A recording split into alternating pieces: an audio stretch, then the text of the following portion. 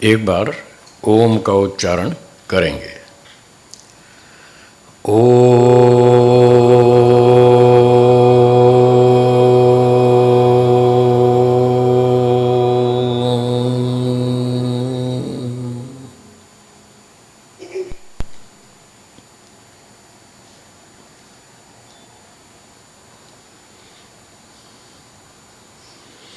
कल हमने आर्याभिविनय आर्योद्देश्य रत्नमाला पुस्तक में कर्म के विषय में पढ़ा था।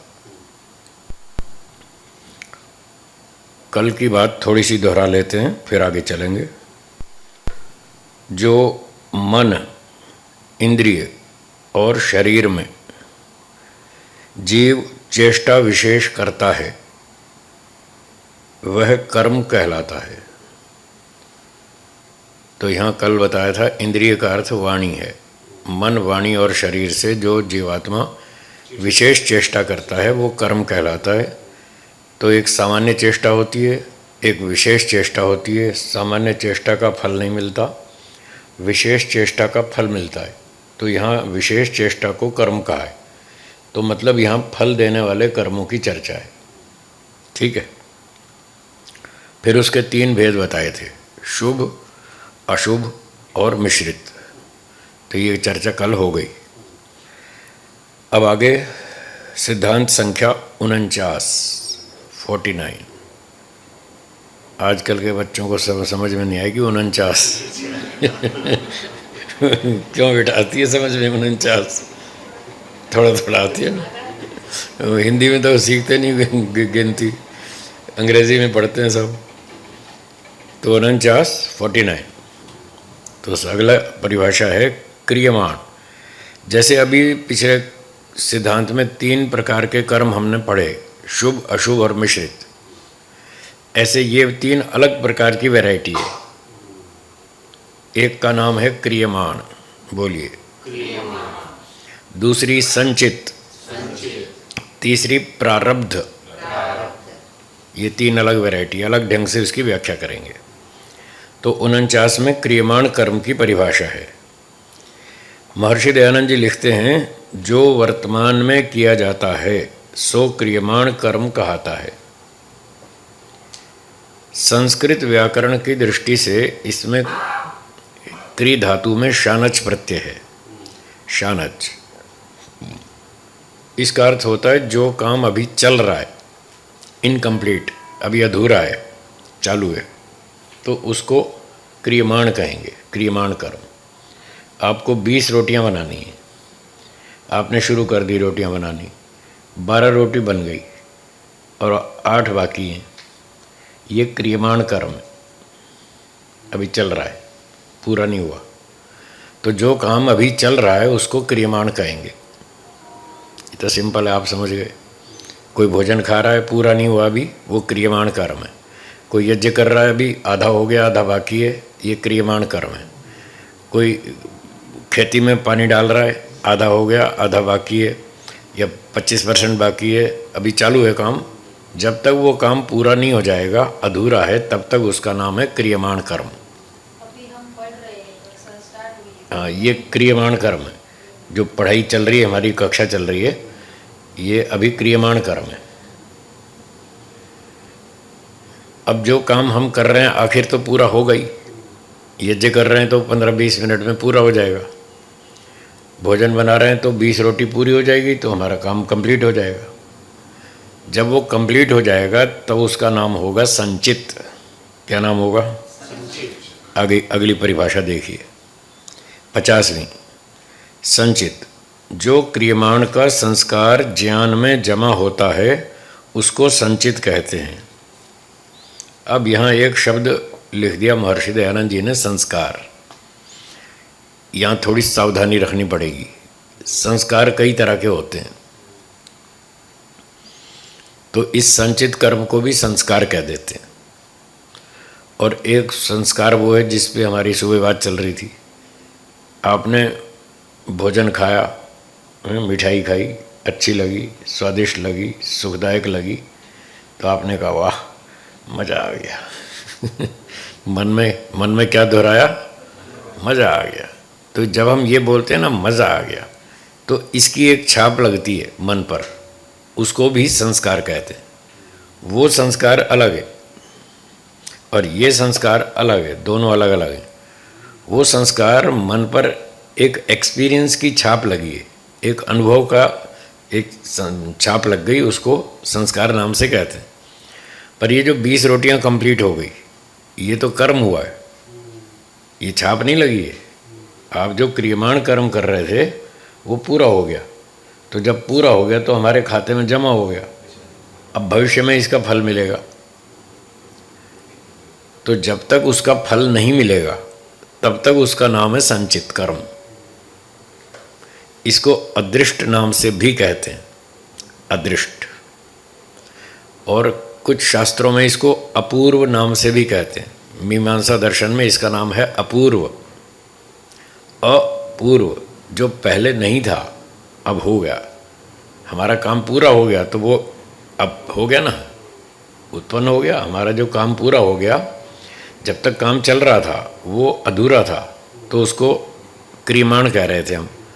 जब क्रियमाण कंप्लीट हो गया तो एक नया कर्म उत्पन्न हो गया।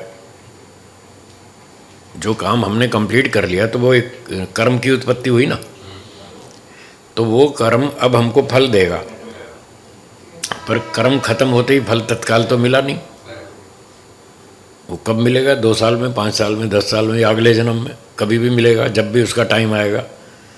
तो जब तक उसका समय नहीं आता, फल प्राप्ति का समय नहीं आएगा, तब तक वो हमारे अकाउंट में जमा रहेगा। ये जो जमा हो गया इसका नाम है संचित कर्म। अब वो दिखता नहीं। जब हम यज्ञ कर रहे थे तब दिख रहा था, आहुति दे रहे थे, यज्ञ कुंड आदि दिख रहा था, और हम आहुति दे रहे थे, वो भी सब दिख रहा था। जब तक दिख रहा था तब तक हमारे सामने था, प्रत्यक्ष था, वो क्रियमाण था। अब काम पूरा हो गया, सर्वम वै पूर्णम स्वाहा, यज्ञ संपन्न हो गया। अब वो यज्ञ खत्म हो गया, सामान उठा के रख दिया। अब कोई पूछे वो कहाँ यज्ञ जो आपने किया था, अब वो नहीं दिख रहा। जब नहीं दिखता तो उसको अदृष्ट कहते हैं, इसलिए उसका नाम अदृष्ट रखा है। जो जमा हो गया पर अब दिखता नहीं है। और ये कब तक रहेगा? जब तक वो फल नहीं दे देगा। यानी कर्म की समाप्ति से फल प्राप्ति से पहले, कर्म समाप्ति के बाद और फल प्राप्ति से पहले, इतने बीच में जो बच गया उसका नाम है अदृष्ट, वो है संचित कर्म। उसको यहाँ पर संस्कार नाम से कह दिया। वो संस्कार जमा हो गया। भाव ये है कि हमारा कर्म जमा हो गया, उसको संचित कर्म कहते हैं, संस्कार भी कह दिया, कोई बात नहीं। पर यह समझना है कि ये संस्कार अलग प्रकार का है, और जो सुख भोगा और हमने कहा वाह मज़ा आ गया, वो संस्कार अलग है। दोनों में अंतर क्या है? ये जो संचित कर्म है, जिसको अदृष्ट संस्कार कहते हैं, ये तो हमें कालांतर में फल देगा। हमने यज्ञ किया, 1 दिन किया, 2 दिन किया, 20 साल किया, 50 साल किया, तो ये बहुत सारे कर्म हमारे जमा हो गए, संचित हो गए, इकट्ठे हो गए। इतने वर्षों का जो कर्म जमा हुआ यज्ञ का, ये हमको आगे मनुष्य जन्म दिलाएगा, बढ़िया विद्वान माता पिता के घर में। तो ये उस 50 साल के यज्ञ कर्म का फल है। तो ये संस्कार तो फल देगा, इसलिए इसको कर्म बोलते हैं, संचित कर्म। ये तो फल देगा, जाति आयु भोग, ये 3 फल देगा। लेकिन ये जो संस्कार बना था कि मज़ा आ गया, ये फल नहीं देगा, ये तो स्मृति को उत्पन्न करेगा। और जब याद आएगी 1 सप्ताह पहले रसगुल्ले खाए थे, बड़े मज़ेदार थे, वो संस्कार जागेगा तो उसकी स्मृति आएगी कि 1 सप्ताह पहले हमने अच्छे अच्छे रसगुल्ले खाए थे। अब वो संस्कार स्मृति को पैदा करेगा, वो स्मृति फिर इच्छा को पैदा करेगी, आज फिर मंगाओ, आज फिर उसका सुख लेना है। तो ये संस्कार क्या करेगा? दोबारा कर्म करने को प्रेरित करेगा कि आज फिर रसगुल्ले मंगाओ, आज फिर उसका सुख लेंगे। तो ये फ़र्क है दोनों में। वो कर्म है जो फल देगा, ये संस्कार ये उस तरह का है जो हमें दोबारा उस काम को करने के लिए अंदर से प्रेरित करेगा, इच्छा उत्पन्न करेगा, धक्का मारेगा। तो यदि आपने मिठाई का सुख ले लिया तो समझ लो आप फंस गए। क्योंकि वो 5-10 दिन में 10-15 दिन में फिर उठेगा और फिर कहेगा मिठाई लाओ, और जब नहीं मिलेगी तब आप दुखी होंगे। इसलिए सुख नहीं लेना। शास्त्र का ये विधान है कि सुख मत लो, सुख लोगे तो राग बनेगा, ये जो आसक्ति बन जाएगी ना, इसका नाम है राग। सुखानुशयी राग, योग दर्शन में आपने पढ़ा है। सुख भोगने के बाद जो संस्कार जमा होता है वो राग है। ये कालांतर में फिर इच्छा पैदा करेगा, और यदि वो चीज़ उस दिन नहीं मिली जिस दिन आपका बहुत मूड है खाने को, और वो मिठाई नहीं मिली, तो फिर आप दुखी होंगे। इसलिए मना कर रहे हैं कि भविष्य में दुखी ना हो। अगर उस दुख से बचना हो तो मिठाई का सुख मत लो। मिठाई तो एक एग्जाम्पल है, मतलब तो है किसी भी चीज़ का सुख मत लो। जिसका भी सुख लेंगे उसी का संस्कार बनेगा, खाने का, सूंघने का, देखने का, सुनने का, चखने का, हर चीज़ का संस्कार बनेगा जिसका आप सुख लेंगे। और वो संस्कार फिर राग को उत्पन्न करेगा, फिर राग होगा, और जब चीज़ नहीं मिलेगी तो फिर गुस्सा आएगा, फिर द्वेष होगा। और जो व्यक्ति हमारी मिठाई छीन लेगा उस पर तो 4 गुना गुस्सा आएगा। तो ये राग द्वेष का चक्कर चलता रहेगा। यही तो संसार है। संसार में राग द्वेष का चक्र चलता रहता है 24 घंटे। सांख्य दर्शन में एक सूत्र में महर्षि कपिल जी ने बताया ये संसार क्या है। अलग अलग तरह से परिभाषाएं की गई संसार की, तो एक इस तरह की भावना के दृष्टिकोण से परिभाषा की। बहुत छोटा सरल सूत्र है, आप भी बोलिए। राग विरागयोर योगः सृष्टि। वो कहते हैं जो सृष्टि है, संसार है, ये संसार क्या है? राग और द्वेष का चक्कर है। जहाँ राग द्वेष 24 घंटे चलता रहता है, इसी का नाम संसार है। आप देख लो, बाजार में जाओ, राग द्वेष हैं। कपड़े, फैशन, खाना पीना, पार्टी, डांस, और क्या है। और किसी के कपड़े अच्छे हैं वो बड़ा खुश है, जिसके अच्छे नहीं है वो दुखी है। वो अच्छे कपड़े वाले को देख के दुखी हो रहा है, द्वेष कर रहा है। इसके कपड़े अच्छे हैं, मेरे अच्छे नहीं हैं। इसकी कार बढ़िया है, मेरी कार अच्छी नहीं है। इसकी 3 करोड़ की है, मेरी 1.5 करोड़ की है। वो इस बात से ही दुखी है। तो बस जहाँ सारा दिन राग द्वेष चलता है उसको संसार कहते हैं। ये संसार इसी राग द्वेष से ही चल रहा है। तो यदि इससे बाहर निकलना है, मोक्ष में जाना है, तो राग और द्वेष दोनों को जीतना होगा। और जीतने का तरीका यही है कि सुख आए तो सुख मत लो, और दुख आए तो दुखी मत हो। जीवन में दोनों आते रहते हैं, सुख भी आता है, दुख भी आता है। जब व्यक्ति सुख आता है तो नाचता है, कूदता है, खूब ऐसे खुशी मनाता है। तो हम देखते हैं अब ये कूद रहा है, जब इसके यहाँ कोई तकलीफ होगी तब ये उतना ही रोएगा, उतना ही दुखी होगा। तो इस प्रकार से ये संसार राग द्वेष के कारण चलता रहता है। फिर इस राग द्वेष से व्यक्ति फिर कर्म करता है, पैसे कमाएगा। उसको भी 3 करोड़ की कार खरीदनी है। उसके पास 3 करोड़ की है, मेरे पास भी होनी चाहिए। उसके पास 3 कार हैं तो मेरे पास भी 4 होनी चाहिए। मैं कोई उससे कम थोड़े हूँ। बस यही विचार उसको फिर कर्म में प्रेरित करता है। फिर वो कर्म करता है, फिर उसका वो जन्म लेता है, फिर जन्म लेता है, वो चक्कर में पड़ा रहता है, जन्म मरण। इससे बाहर निकलने का एक ही रास्ता है कि राग द्वेष को जीतो, राग द्वेष में मत फंसो। राग द्वेष क्यों होता है? उसका कारण मूल अविद्या है। अविद्या क्षेत्रम उत्तरेषाम, सूत्र योग दर्शन में। अविद्या बाकी के सब क्लेशों का कारण है। तो जब तक अविद्या रहेगी तब तक राग द्वेष रहेगा। जब तक राग द्वेष रहेगा तब तक सकाम कर्म होंगे। सकाम कर्म होंगे तो जन्म मिलेगा, और जन्म मिलेगा तो दुख आएंगे। ये पूरी सीरीज बनी हुई है।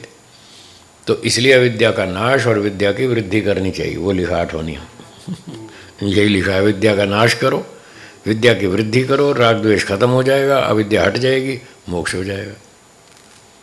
तो ये था सकाम कर्म और संचित कर्म। हाँ जी बोलिए। जैसे आपने कहा कि सुख नहीं लेना है, नहीं होना है।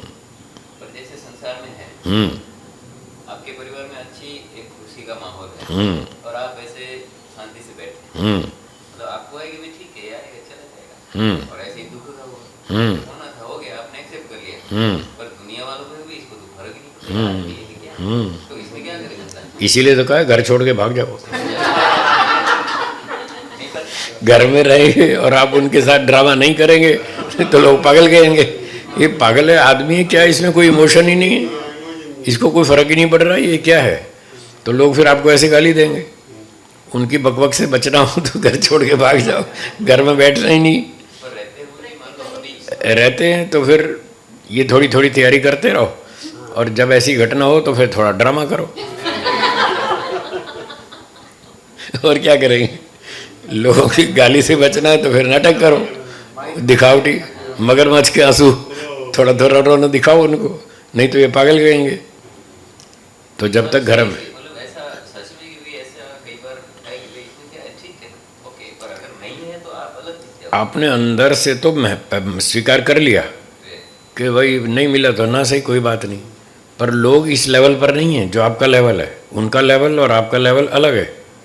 आपने तो समझ लिया, आपको ज्ञान हो गया, आपने शास्त्र पढ़ा, विचार किया, चिंतन किया, आपको समझ में आ गया भाई ठीक है, मिल गया तो खा लो, नहीं मिला तो कोई बात नहीं, चलेगा।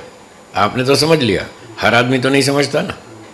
अच्छा, घर में खुशी आई है, सब बेटे की शादी है वो सब लोग डांस कर रहे हैं और आप यूँ मुँह सुझा के बैठे हैं, तो लोग कहेंगे पागल है, इसका दिमाग खराब हो गया। जब तक शादी है तब तक आप घर में बैठे हैं, तो तब तक आप भी थोड़ा सा कर लो ड्रामा, दिखावटी। भाई अंदर से तो आपको पता है कि ठीक है, संसार है, आने जाने वाली बात है, न सुख हमेशा टिकता है न दुख हमेशा टिकता है।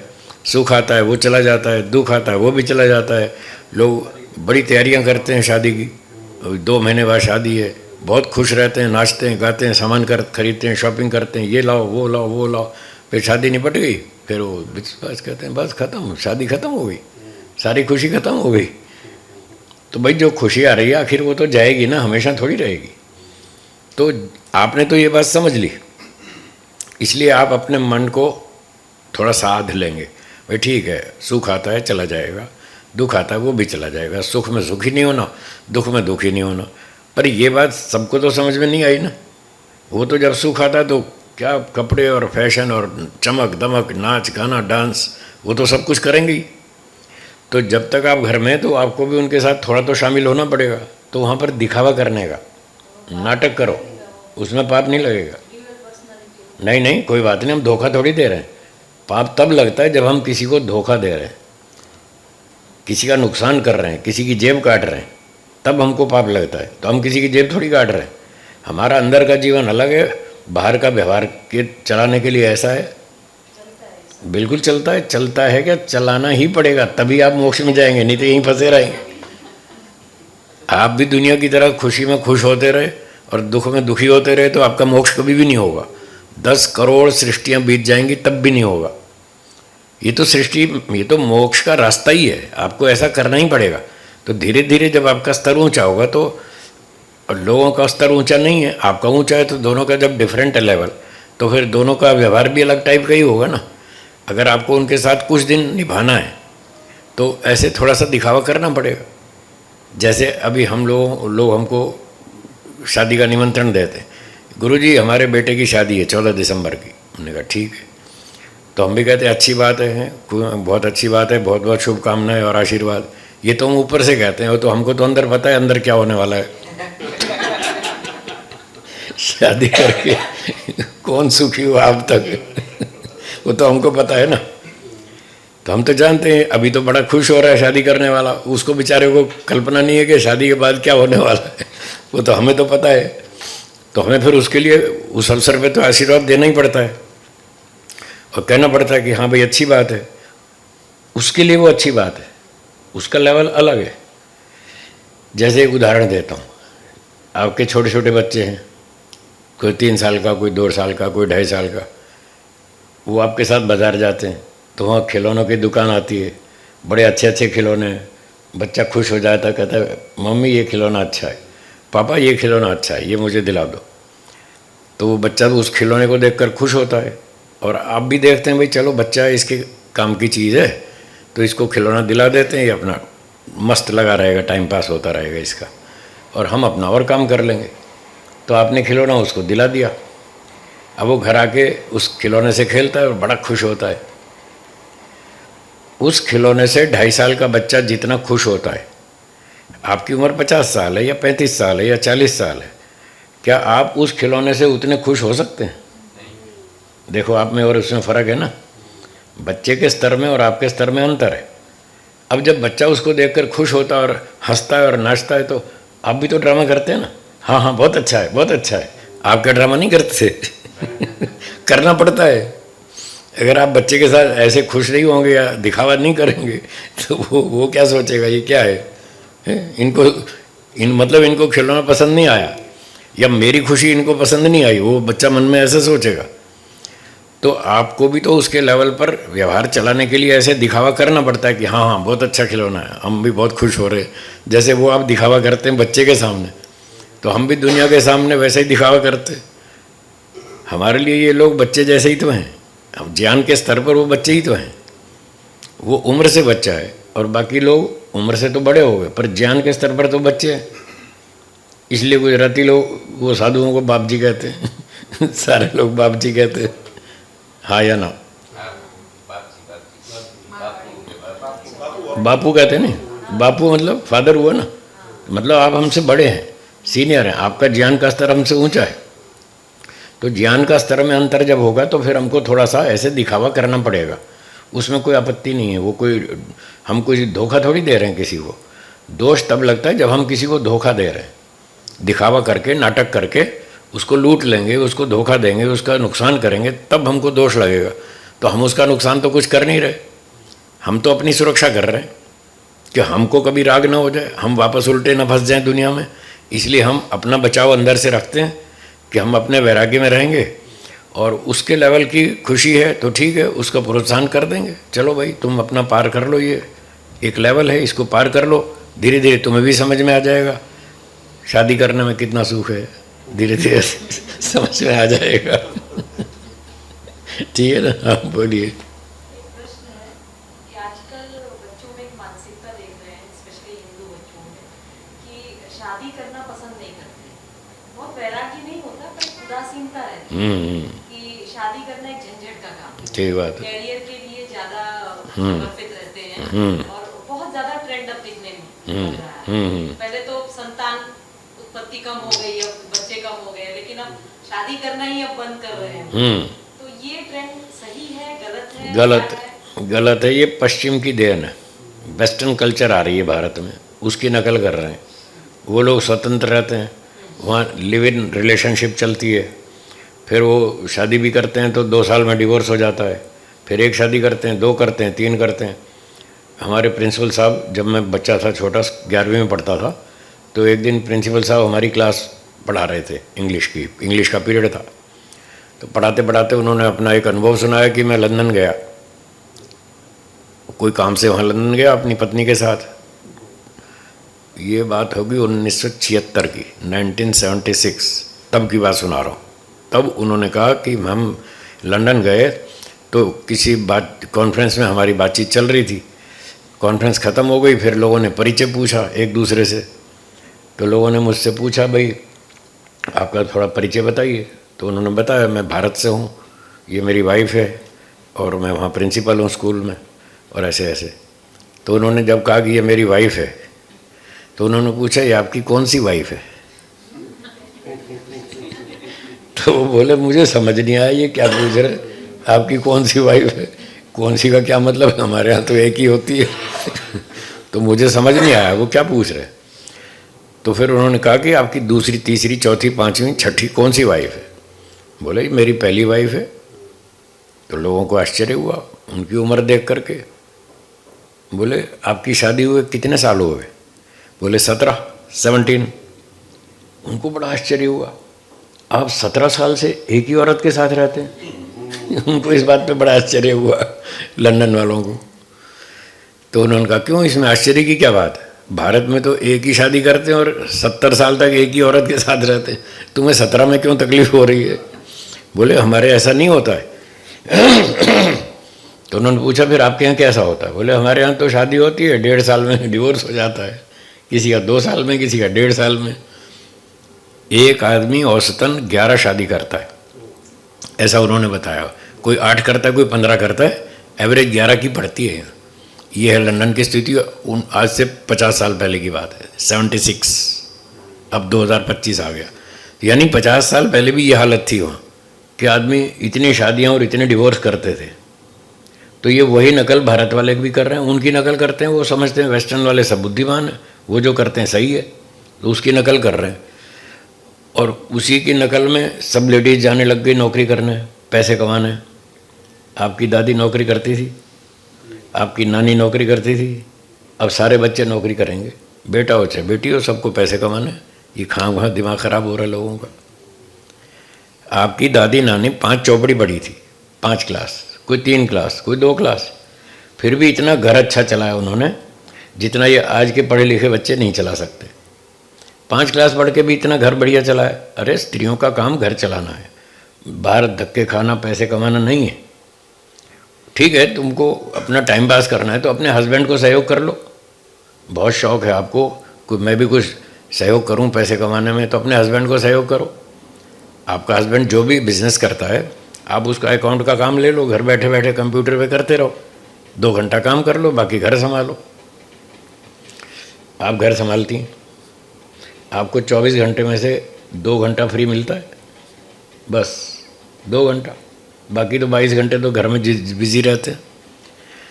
जो लोग लेडीज़ ऑफिस जाती हैं, 8 घंटे स्कूल में जाती हैं, कॉलेज में जाती हैं या ऑफिस में जाती हैं, 8 घंटे वहाँ खर्च करती हैं, उनका घर का काम कौन करेगा? उनका घर सारा बिगड़ जाता है। आप भी घर चलाती हैं, ये भी घर चलाती हैं, जो घर चलाती हैं उनको पता है घर में कितना काम है। मेरी माँ घर चलाती थी, उनको 24 में से 1 घंटा रेस्ट मिलता था सिर्फ। रात को सो ली अलग बात है, दिन में केवल 1 घंटा फ्री मिलता था, बाकी सारा दिन काम ही काम। वो पढ़ती भी थी, स्वाध्याय करती थी, 1 घंटा स्वाध्याय का निकालती थी, हवन का, संध्या का, दिनचर्या का, और खाना पकाना, कपड़े धोना, घर की साफ़ सफाई, लगभग सारा काम मेरी माताजी खुद करती थी।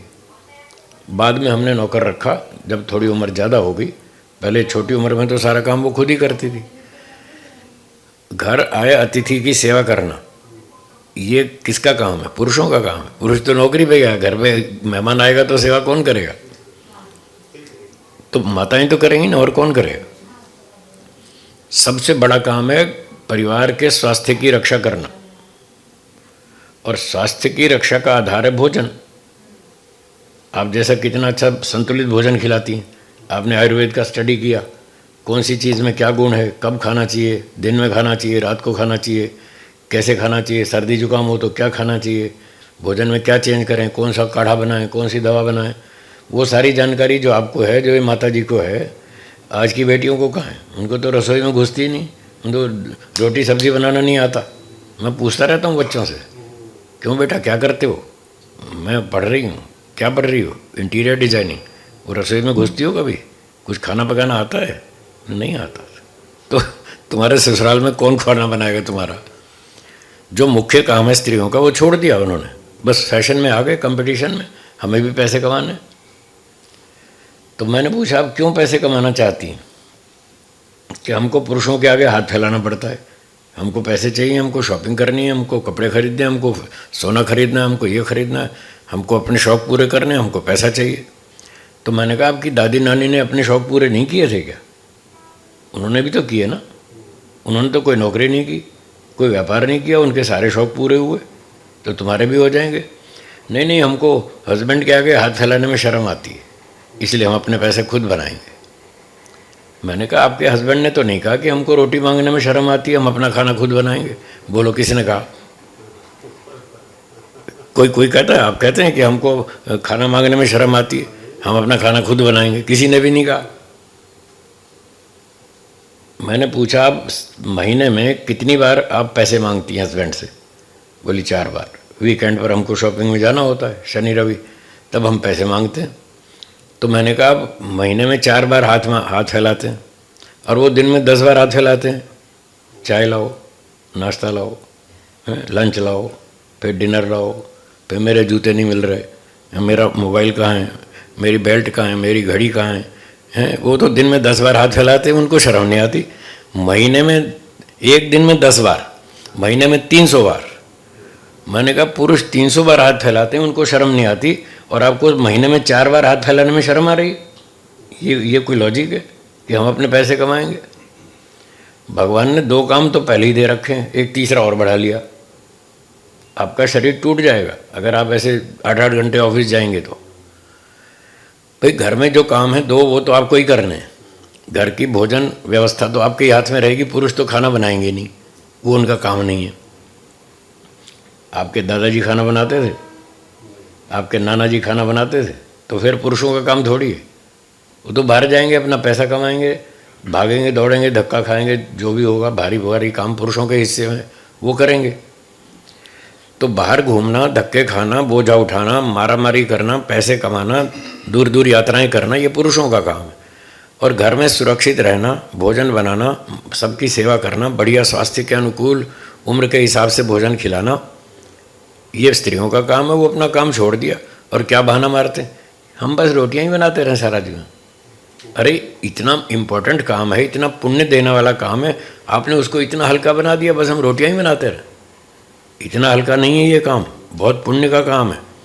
किसी का भोजन खिला के पेट भरो, कितना भारी पुण्य मिलता है इसमें। और ईश्वर ने आपको ये बढ़िया काम दे रखा है और आप उसकी कीमत नहीं समझ रहे और यूँ हवा में उड़ा रहे हैं कि हम बस रोटियां ही बनाते रहें। हम इसीलिए पैदा हुए रोटियां बनाने के लिए। अरे रोटियां बनाओ, सेवा करो, परिवार की सेवा करो, सास ससुर की सेवा करो, माता पिता की सेवा करो, और इतना पुण्य मिलेगा आपको। अगला जन्म इससे बढ़िया मिलेगा और अच्छा अच्छा मनुष्य का जन्म मिलेगा, आगे मोक्ष भी मिलेगा। बोलिए। तो हमारे हस्बैंड भी कमा के आते हैं, हमें देते, तो वो भी पुण्य का ही हुआ ना? वो भी पुण्य का है। तो स्वामी दयानंद जी ने बांट रखा है काम, पुरुषों का काम। चौथा समोल्लास पढ़ो सत्यार प्रकाश में, वहाँ लिखा है घर का काम सब स्त्रियों के अधीन और बाहर का पुरुषों के अधीन। उनको भी पुण्य मिलता है, वो अपना काम कर रहे हैं, तो आप उनके काम में क्यों घुस रहे हैं? आप अपना काम करो, वो अपना करें। तो ये तो हमारे कर्तव्य है, क्या काम करना, पुण्य। हाँ, तो उसमें पुण्य कैसे जमा होगा? अच्छा, कर्तव्य पालन करो तो पुण्य नहीं मिलता है? तो वो तो ड्यूटी हुई, तो कैसे हमें? ड्यूटी का पुण्य नहीं मिलता है, तो किस बात का पुण्य मिलता है ये बताओ। वो तो घर के मुझे ये बताओ, पुण्य किस बात में मिलता है? मेरा प्रश्न ये है, उसका उत्तर दीजिए तो समझ में आएगा। है काम कर्म करने से ऐसा कहा जाता है कि पुण्य के अंतर्गत कि जो निस्वार्थ भाव से आप करें, कुछ स्वार्थ न रखते हुए, हाँ। वो पुण्य के। ये कहाँ लिखा है? परिभाषा दिखाओ पुण्य की। लोग बोलते लोग कोई प्रामाणिक थोड़ी है। हम तो ऋषियों को प्रमाण मानते हैं। ऋषियों का प्रमाण बताओ। लोग तो कहाँ कहाँ जा रहे हैं, लोग तो दारू पी रहे हैं, लोग तो अंडे मांस खा रहे हैं, वो कोई प्रमाण थोड़ी है। ऋषियों का प्रमाण दो, वेद का प्रमाण दो, वो मान्य है। या कोई तर्क दो तो ऋषियों के अनुकूल होना चाहिए। तो मतलब हम जितने भी कर्तव्य अपने कर रहे हैं, Yes. कर्तव्य के रूप में भी यस यस, भी पुण्य मिलेगा। उन सब का पुण्य मिलता है, सबका। आपने पानी पिलाया दादाजी को, उसका भी पुण्य मिलता तो है। हम किसी को बोले पानी लेके आते, उसको भी नहीं। उसको भी मिलेगा, आपको भी मिलेगा। रात को बताया था। आपने अवसर दिया उनको। हाँ, रात को बताया था ना। भोजन खिलाने वाले को पुण्य मिलता है और खाने वाले को भी 10-20% उसको भी मिलता है। उसने आपको अवसर दिया। अगर वो आपको अवसर नहीं देता तो आप पुण्य कैसे कमाते? कल बताया था ना रात को क्लास में। तो खाने से भी पुण्य मिलता है, खिलाने से भी पुण्य मिलता है। ये माताएं क्यों खिलाती हैं? खुश होकर के, इसलिए तो खिलाती हैं, इनको पुण्य मिलता है। जब अतिथि को खिलाती हैं उसका पुण्य मिलता है। तो ऐसा ही लग रहा था, खाली अति को खिलाने में मिलेगा। नहीं नहीं नहीं, सारे काम, अच्छे काम करने में पुण्य मिलता है। आप व्यायाम करो, उसका भी पुण्य मिलता है। चाहे आप अपने लिए करो, उसका भी पुण्य मिलता है। और सिगरेट पियो तो पाप नहीं लगता है? सिगरेट पियो तो पाप लगता है कि नहीं? हैं? और अपनी उंगली काट लो, हाथ पे चोट मारो, उसका पाप नहीं लगेगा? तो जितने भी काम आप नुकसान वाले करेंगे, चाहे अपना नुकसान करो चाहे दूसरे का, उनमें सब में पाप लगता है। और जितने भी अच्छे काम करो, अपने पुण्य, अपने सुख के लिए करो, दूसरे के सुख के करो, उनका सबका पुण्य मिलता है। लोग पाप पुण्य को समझते ही नहीं, इसलिए तो अंधाधुंध चल रहे हैं। लोग समझते नहीं हम क्या कर रहे हैं, क्या करना चाहिए, क्या नहीं करना चाहिए। बस वो वेस्टर्न की नकल कर रहे हैं, इसलिए डूब रहे हैं। आप भारतीय कल्चर तो भूल ही गए। जल्दी सोना चाहिए, ये दादाजी जल्दी सोते थे, जल्दी उठते थे। आज बच्चे कितने बजे सोते हैं और कब उठते हैं? सब वेस्टर्न की नकल है। अच्छा, उनकी अच्छी चीज़ की नकल नहीं कर रहे, ख़राब चीज़ की नकल कर रहे हैं। वो उल्टे सीधे डांस करेंगे, ये भी वही करेंगे। उल्टे सीधे गाने गाएंगे, ये भी वही करेंगे। भाई वो टाइम पर उठते हैं, टाइम पर सोते हैं, थोड़ा मेहनत भी करते हैं और अच्छी चीज़ भी बहुत सारी खाते हैं। वो उसकी नकल नहीं करेंगे, ख़राब चीज़ की नकल करेंगे। तो ये सब गड़बड़ चल रही है, इसको हमें ठीक करना है। अपनी जो प्राचीन परंपरा थी, वैदिक परंपरा, वो ज़्यादा सुखदायक थी। ये अंग्रेज़ कोई हमसे ज़्यादा बुद्धिमान नहीं है। तो हमें अपनी परंपरा को समझना चाहिए और उसको सीख करके फिर उसका लाभ उठाना चाहिए। आप बहुत सुख से जिएंगे। तो स्त्रियों का काम क्या है? ईश्वर ने एक तो बच्चे पालने का काम दिया है, मैं वो तो पुरुष तो नहीं पालेंगे, उनके बस का भी नहीं है। तो एक काम तो ये दे रखा है ईश्वर ने, और एक घर संभालने का दिया है कि घर की देखभाल करो, संपत्ति की सुरक्षा रखो, आए गए अतिथि की सेवा करो, जो घर में आता जाता है उसको अटेंड करो, नौकर चाकर से काम निकालो, हैं। ये सारे घर को संभालना ये स्त्रियों का काम। और बाहर का पैसे कमाना, दूर दूर यात्राएं करना, धक्के खाना और कहीं युद्ध करना, मारामारी करना, ये भारी काम पुरुषों के हिस्से में। पुरुष अपना काम करें, स्त्रियां अपना काम करें, तो घर बढ़िया चले, समाज अच्छा चले, देश अच्छा चले, सुरक्षा भी रहे और ये दुर्घटनाएं कम होंगी। आज जो स्त्रियां बाहर जाने लग गई उससे दुर्घटनाएं भी तो बढ़ी, हाँ या ना? तो फिर वो क्यों नहीं दिखता आपको? तो इसलिए स्त्रियों को जहाँ तक हो सके घर में रहना, सुरक्षित रहना और अपना घर बैठ के काम करो। ऑनलाइन अब तो बहुत बढ़िया सुविधा आ गई, ऑनलाइन घर बैठ के आप कंप्यूटर से बहुत पैसे कमा सकते हैं। मजबूरी में ऐसी स्थिति आ जाए तो कमा सकते हैं, तो घर बैठ के कमा लो। पुराने ज़माने में कंप्यूटर नहीं था, ठीक है, तो मजबूरी आ जाती थी, वे पति की डेथ हो गई, अब कमाने वाला कोई है नहीं, तो लोगों ने घर में बैठ के पापड़ बनाए, अचार बनाए, घरेलू उद्योग शुरू कर दिया। जिसमें चारित्र्य बना रहे, चरित्र की भी सुरक्षा रहे और पैसे भी मिल जाए। कौन है वो खाखरा वाला अहमदाबाद में, खूब पैसे कमा लिए, मर्सिडीज़ में घूमती है, खाखरे से, हाँ खाखरे से काम शुरू किया था उसने, हैं, हाँ जसूबेन खाखरा वाला अहमदाबाद में। उसको कोई मुसीबत आ गई होगी तो उसने खाखरे बनाने शुरू किए, घरेलू उद्योग और आसपास बेचने शुरू किए, उसका माल अच्छा बन गया तो धीरे धीरे बिक गया, उसकी डिमांड बढ़ गई, आज वो मर्सिडीज़ में घूमती है। और उसके साथ एक और दूसरी आ गई, उसका भी नाम फेमस हो गया, वो मैं भूल गया, वो गांधीनगर में उसकी शॉप देखी मैंने, वो भी ऐसे कोई पापड़ वाला, कोई खाखरे वाला, कोई ऐसे ऐसे। तो मतलब पैसे कमाने हो तो आपत्ति काल में स्त्रियों को कमाने चाहिए। और मेरा पक्ष तो इससे और पहले ये है कि स्त्रियों को लास्ट तक पैसे नहीं कमाने चाहिए जब तक उसके घर में कोई पुरुष हो। जब तक पुरुष जीवित है घर में या कोई रिश्तेदारों में, तब तक स्त्रियों को पैसे के लिए प्रयास नहीं करना चाहिए। उनकी जिम्मेदारी बनती है, हस्बैंड की डेथ हो गई तो चाचा की जिम्मेदारी बनती है, जेठ की जिम्मेदारी बनती है, ससुर की जिम्मेदारी बनती है। वो उनके पास पैसे हैं, वो खिलाएं। क्या बहुएं ससुर की सास की सेवा नहीं कर रही? जब वो सेवा कर रही हैं तो उनको खाना पिलाना का खर्चे की जिम्मेदारी सास ससुर की आती है, जेठ की आती है, देवर की आती है, वो लोग उनको खिलाएं पिलाएं। इतिहास में कितनी घटनाएं मिलती हैं कि भाई की डेथ हो गई तो भाई की पत्नी का पालन उसके पति ने किया, भाई ने किया, दूसरे भाई ने भाभी को अपने घर में रखा, उसका पालन पूरा किया, उसकी रक्षा की, उसके बच्चों का भी सारा खर्चा उठाया। कोई लोग आज भी ऐसा कर रहे हैं, आज भी ऐसा करते हैं, उस आदर्श को पालन करते हैं अभी भी।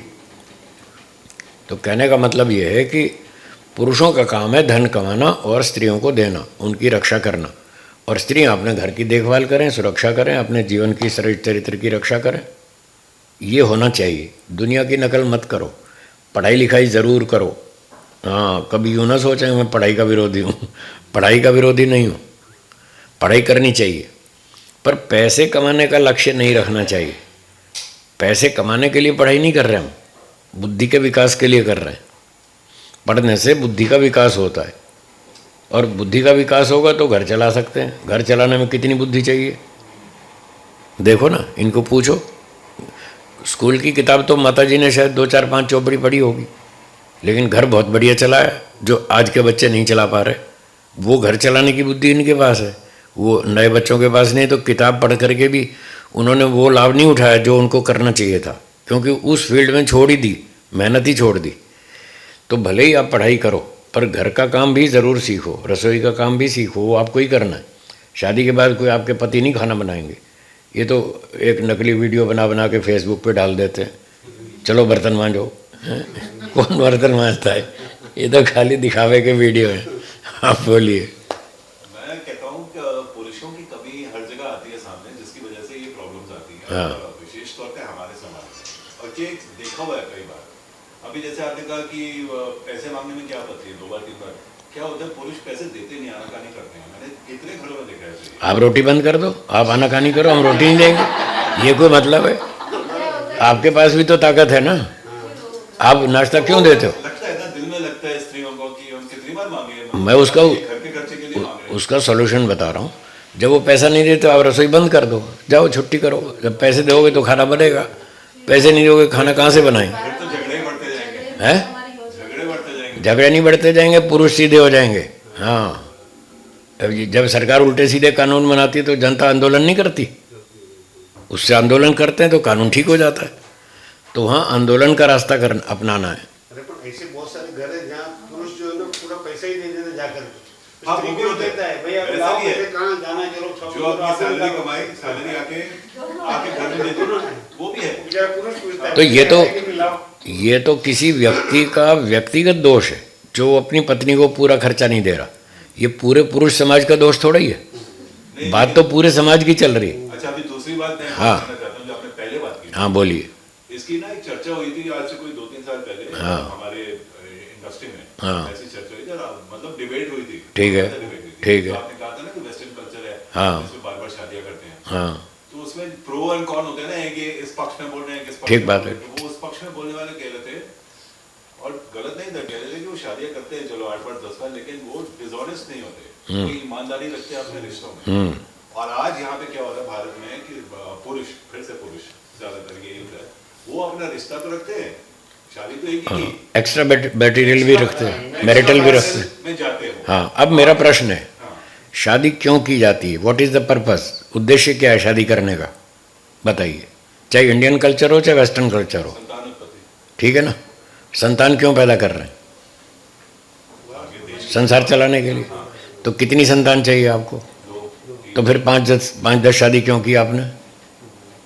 काय को शादी की 10 शादी? अपने लिए करते हैं ना।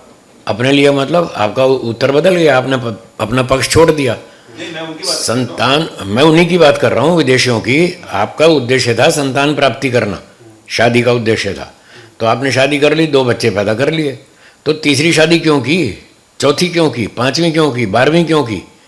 आप झूठ बोल रहे हैं। संतान प्राप्ति आपका उद्देश्य नहीं है, आपका उद्देश्य कुछ और है। कुछ और है, तो वो तो भ्रष्टाचार है। आपको जीवन का लक्ष्य ही पता नहीं है। बराबर, लेकिन वहां पे कम से कम वो ईमानदारी से ऑनेस्ट। क्या ईमानदारी? दो आदमी चोरी करते हैं और फिर आधा आधा बांट लेते हैं, इसका नाम ईमानदारी है? मतलब आप कहना चाहते हैं कि रिश्तों में मैं कह रहा हूँ यहाँ पे, हाँ, मैं कह रहा हूँ यहाँ पे रिश्तों में नहीं नहीं, सवाल ये नहीं है यहाँ हो चाहे वहाँ हो। मैं तो सब पर मेरा ऑब्जेक्शन है, चाहे यहाँ के लोग हैं चाहे वहाँ के लोग हैं। मैं तो सबके लिए प्रश्न उठा रहा हूँ। शादी का उद्देश्य क्या है? भोग विलास करना, ये शादी का उद्देश्य है।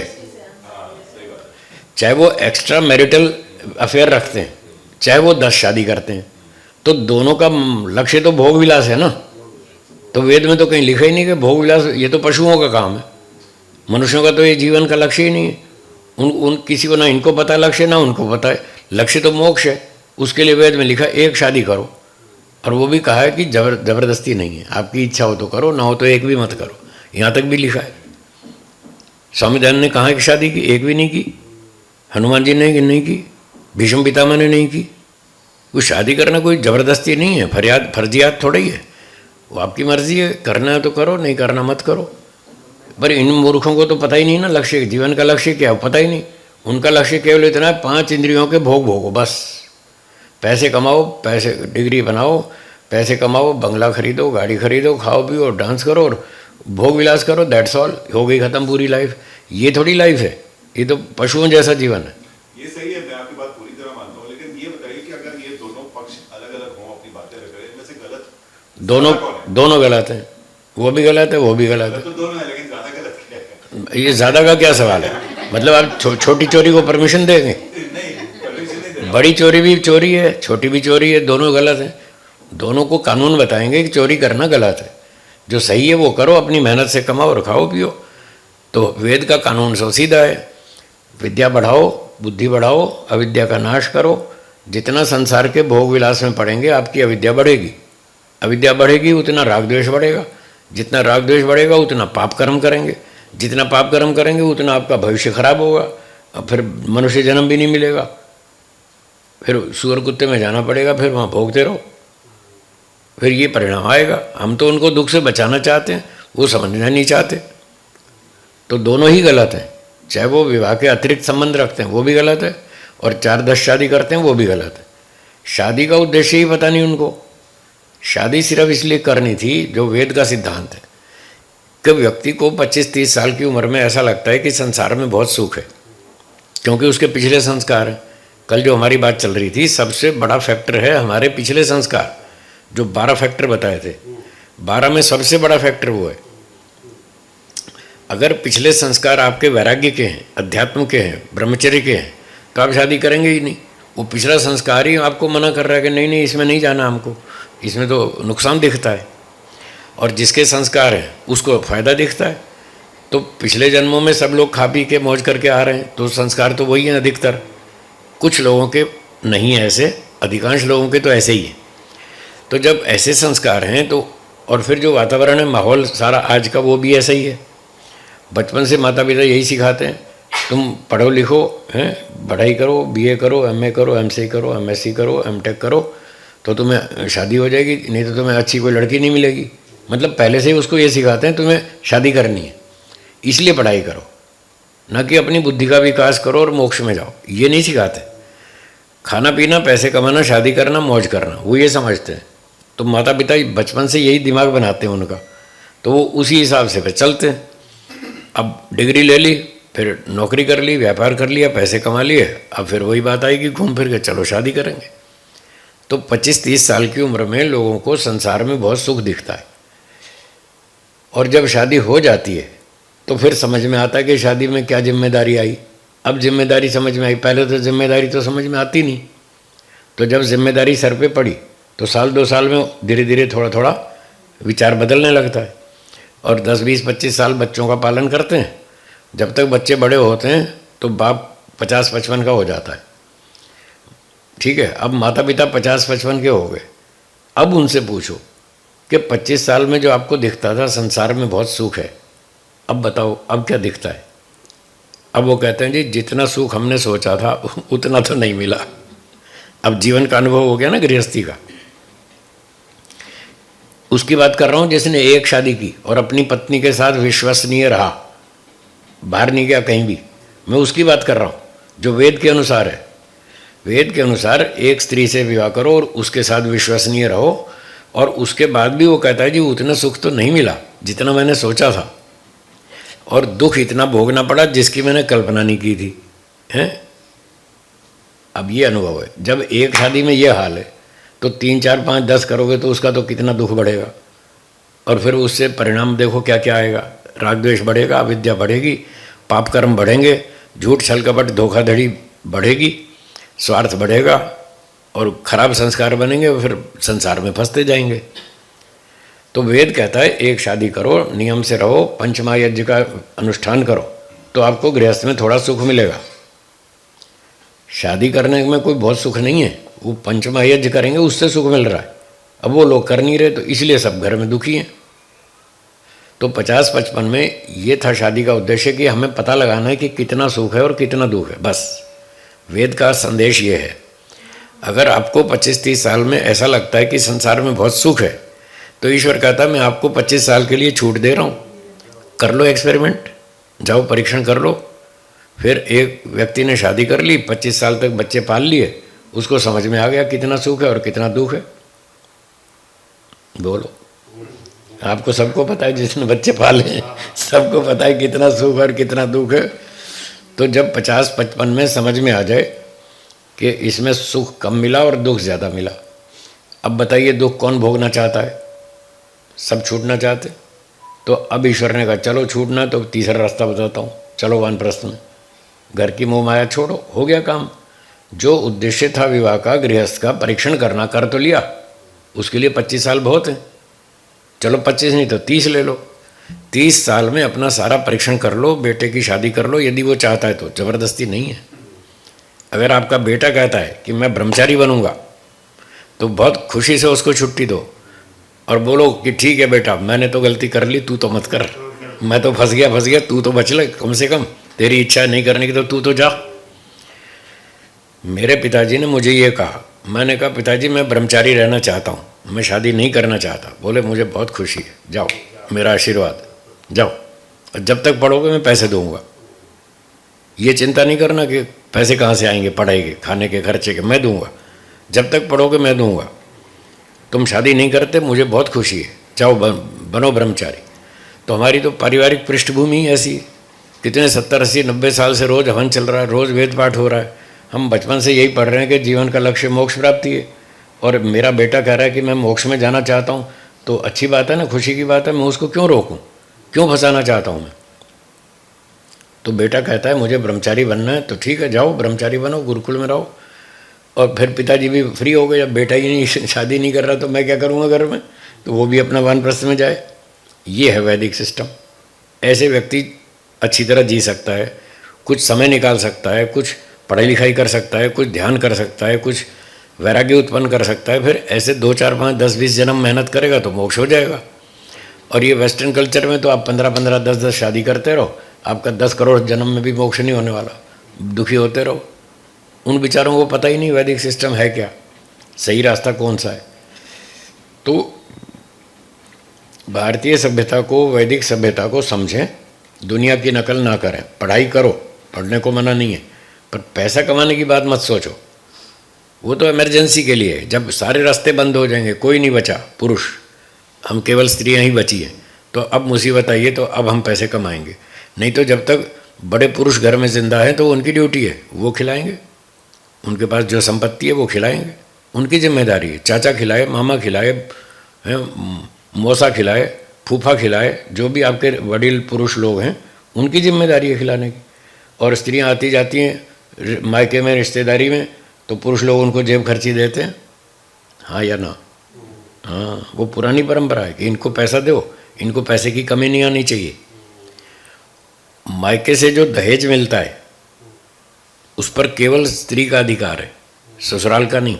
बेटी का अधिकार है, जिसको बाप ने दहेज में पैसा दिया है, सोना दिया, पैसा दिया, कैश दिया, जो भी दिया, वो उसका व्यक्तिगत धन है। स्त्री धन बोलते हैं उसको, मनुस्मृति में स्त्री धन लिखा है। उस पर केवल उसका अधिकार है, क्योंकि वो बाहर तो पैसे कमाती नहीं, तो उसका खर्चा और शौक कैसे पूरे करेगी? तो वो उस संपत्ति में से वो अपने शौक पूरे करती है, जो शादी के टाइम उसके पिताजी उसको पैसा देते हैं, लो बेटा तुम्हारे भविष्य के लिए, तुम खाओ पियो मजा करो, जो भी तुम्हारे शौक है। तो वैदिक सभ्यता मैंने आपको बताई, आगे क्या करना वो आप जानो। हर व्यक्ति स्वतंत्र है। मेरा काम पढ़ाने का, मैं पढ़ा सकता हूँ, मैं थोप नहीं सकता, ज़बरदस्ती नहीं कर सकता, वो मेरा अधिकार नहीं है। हाँ, जितना वेद का सिद्धांत है वो बताना मेरी ड्यूटी है, मैंने बता दिया। अब आप पालन करेंगे तो लाभ लेंगे, नहीं करेंगे तो आप जानो। आजकल शादियों में ना हाँ लड़के और लड़की में गुण कर्म स्वभाव नहीं मिलाए जाते, हाँ, तो इससे भी आगे चल के समस्याएं उत्पन्न बिल्कुल इसी से होती हैं, इससे भी नहीं होती, इसी से होती है। वहाँ लिखा है सत्यार्थ प्रकाश में, गुण कर्म स्वभाव मिला के विवाह करें तो घर में झगड़ा कम होता है। मतलब होता तो है ही, आप कितने भी गुण मिला लो तो भी झगड़ा तो होना ही है। इसलिए मैंने कहा था शादी मतलब झगड़ा, झगड़ा तो होना ही है, ये सोच के चलो। अगर आप बिना शादी के रह सकते हैं, इतने मजबूत हैं पिछले संस्कार कि ब्रह्मचारी रह सकते हैं, तो शादी मत करो और गुरुकुल जाओ। फिर सिटी में नहीं रहना, शादी भी नहीं करनी और सिटी में भी रहना, क्या मतलब? आप जब शादी नहीं कर रहे, ब्रह्मचर्य का पालन कर रहे हैं, तो फिर तपस्या करो और अच्छा लाभ उठाओ ना जीवन का। आप समय भी खर्च कर रहे हैं और तपस्या भी कर रहे हैं, तो बढ़िया बेनिफिट मिलना चाहिए उसका। तो फिर गुरुकुल जाओ। और नगर में रहते हैं, पैसे कमाते हैं, तो फिर शादी करो, फिर उस ढंग से चलो। अगर आपकी मन पर इतना कंट्रोल नहीं है तो फिर ढंग से काम करो ना, ताकि बस 20-25 साल में परीक्षण करके फिर यहाँ से निकल लो वापस वानप्रस्थ में। ये है ढंग, तो ऐसे करना चाहिए। गुणकर्म मिला के शादी करो तो झगड़ा कम होगा। और आजकल गुणकर्म तो मिलाते ही नहीं, पता ही नहीं किसी को, कोई लिखता ही नहीं इतिहास। तो बिना गुणकर्म मिलाए विवाह करेंगे तो फिर लिखा है रोज घर में झगड़ा रहेगा ही। स्वामी दयानंद के शब्द तो हैं, नित्य देवासुर संग्राम मचा रहे। ये लिखा उन्होंने, नित्य देवासुर संग्राम, हर रोज घर में लड़ाई चालू ही चालू रहेगी। तो आज घर घर में झगड़े, रोज के झगड़े। पति को पत्नी पे विश्वास नहीं है, पति को पत्नी पे विश्वास नहीं है, एक दूसरे पर शंका रहती है। जब एक दूसरे पे शंका रहती है तो काहे का प्रेम, काहे का सुख? सुख का तो आधार है विश्वास। अब विश्वास ही नहीं है तो फिर सुख काहे का? भरोसा ही नहीं है। तो वो इसीलिए नहीं है ना कि ईमानदारी नहीं है, सच नहीं बोलते। झूठ बोलते हैं और गुण कर्म मिलते नहीं, इसलिए सारी दुनिया दुखी है। तो इस कारण भी लोग कुछ उदासीन हो रहे हैं आजकल शादी से, कि सब घर में झगड़े हैं, सब धोखा दे रहे हैं। तो फिर ये क्या जीवन हुआ? ये कोई मनुष्यों का जीवन थोड़ी है। भगवान ने इतनी बुद्धि दी इसलिए दी थी कि धोखा दो। तो हम कहते हैं गुरुकुल की पढ़ाई करो तो वहाँ पर ईमानदारी सिखाई जाती है, वहाँ कर्मफल सिखाया जाता है, ईश्वर, कर्मफल, पुनर्जन्म, बंधन, मुक्ति, ये सारी बात सिखाई जाती है। तो आदमी फिर दंड से डरता है। आज यहाँ कर्मफल कोई बताता ही नहीं, पुनर्जन्म का कोई कंसेप्ट है ही नहीं कहीं पर भी, ना ईश्वर का, ना आत्मा का, ना पुनर्जन्म का, ना कर्मफल का, कुछ भी नहीं बता रहे बच्चों को। तो इसलिए वो नास्तिक हो रहे हैं।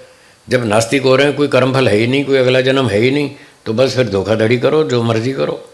इसलिए ये सारा दुष्परिणाम है।